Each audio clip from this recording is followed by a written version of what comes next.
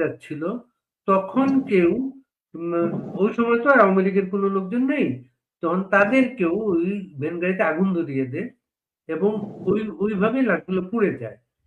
এই তথ্য কি সঠিক? এটা আমি যতটুকু জেনেছি, একটা পাবলিক ভ্যান গাড়ি, খোলা ভ্যান গাড়িতে যখন লাশগুলো তুলে, সেই লাশগুলো বিভিন্ন জায়গায় পড়েছিল। সেই লাশগুলো অনেকেই দেখেছে, পরবর্তীতে ভ্যান গাড়িতে তুলেছে। সেই ভ্যান গাড়ি থেকে লাশগুলো পরবর্তীতে পুলিশ পিকআপে তোলা হয়েছে, যেটা আমি পরবর্তীতে জানতে পেরেছি।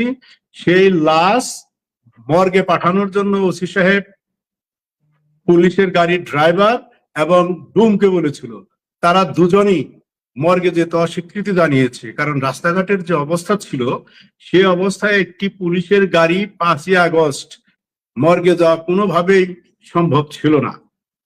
থানার পাশেই সেই লাশগুলো পরবর্তীতে পুলিশ পিকআপে তোলা হয়েছিল। পুলিশ পিকআপে কে বা কার আগুন দিয়েছে সেটা আমি বলতে পারবো না, সেটা আমি জানি না।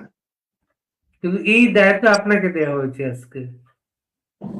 না, এই দায় তো আমাকে দিয়েছে সম্পূর্ণভাবে আমাকে রাজনৈতিকভাবে ক্ষতিগ্রস্ত করার জন্য। আমি তো 5 তারিখে সাভার আসলে নাই।